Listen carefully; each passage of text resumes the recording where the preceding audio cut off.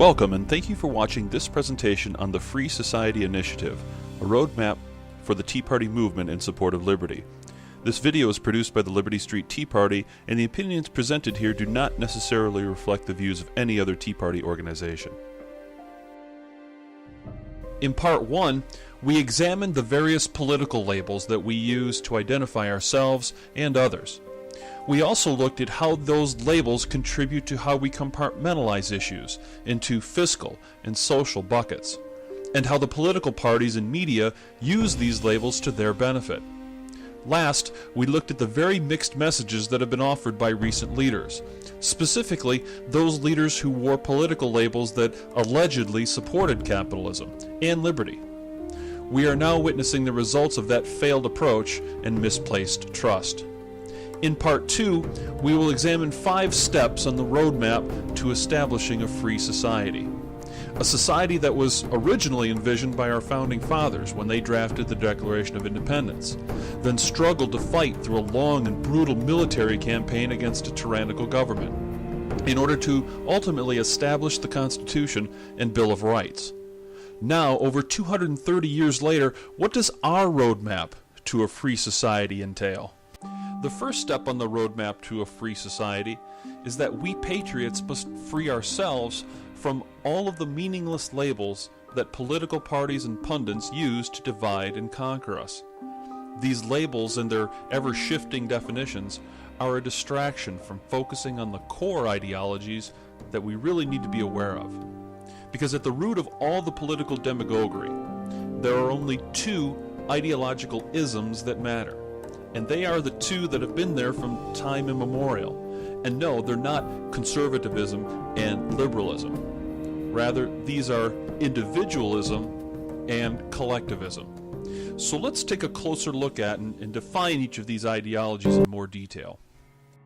Starting with collectivism, which is properly defined as the subjugation of an individual to a group, whether to a race, class, or state, doesn't matter.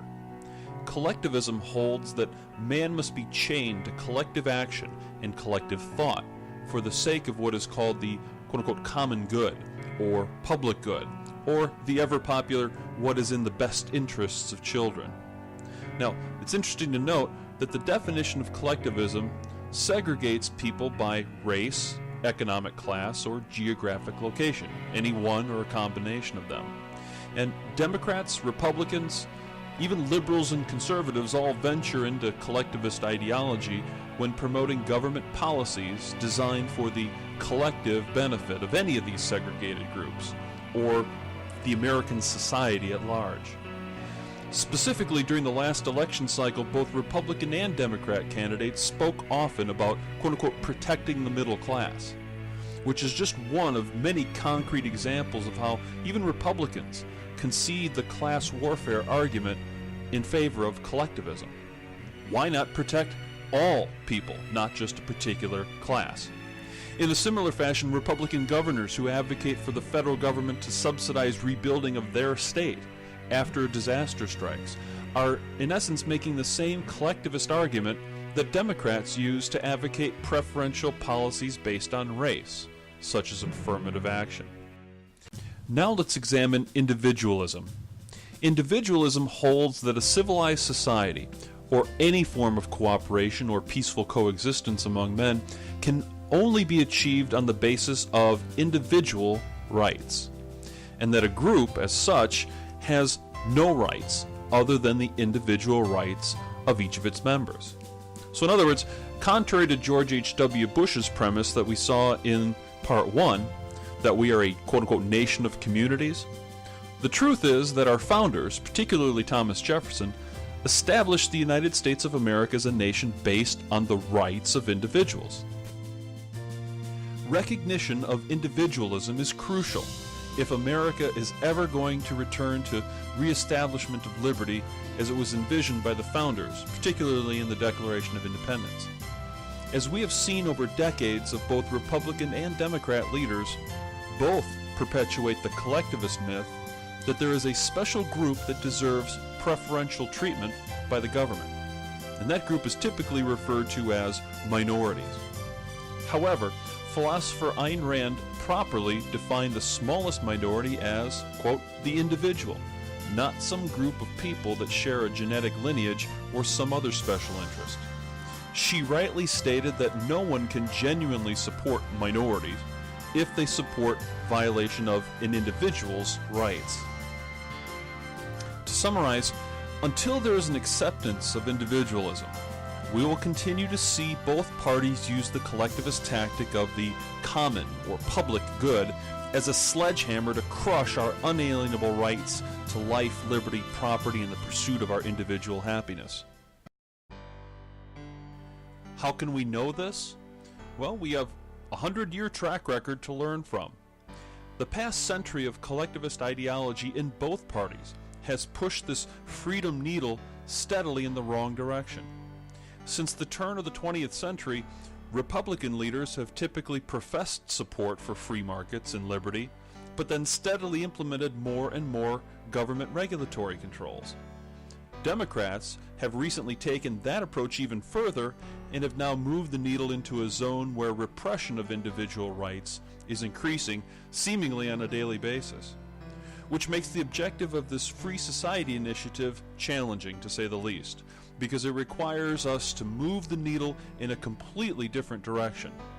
If the existing political labels are removed from the discussion, how does that affect the way we compartmentalize major issues? As we discussed in part 1 of this video, a large part of the political labeling process is based on how we've compartmentalized major issues into the social and fiscal buckets.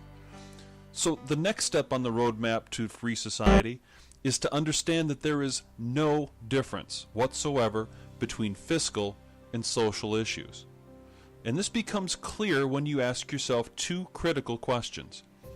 First, who determines what choices I can make to prolong my life, secure my liberty, and pursue my happiness?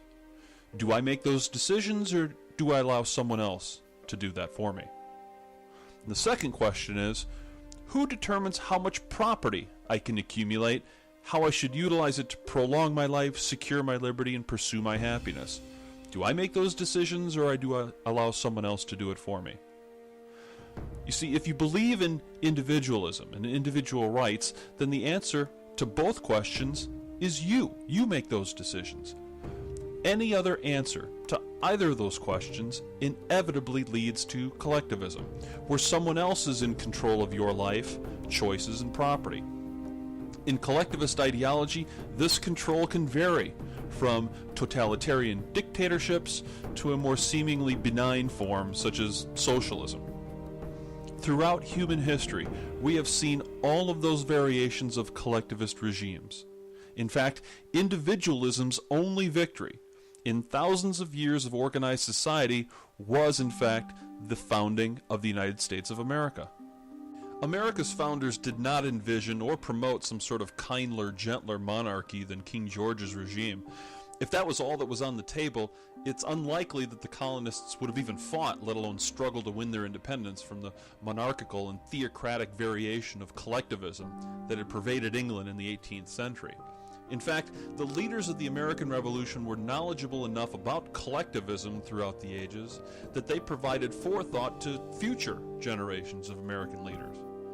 Thomas Jefferson predicted future happiness for Americans if they can prevent the government from wasting the labors of the people under the pretense of taking care of them. Unfortunately, we the people have been unable to prevent the public servants and government from wasting our labors under that pretense of having some bogus obligation to provide what even Ronald Reagan termed a safety net.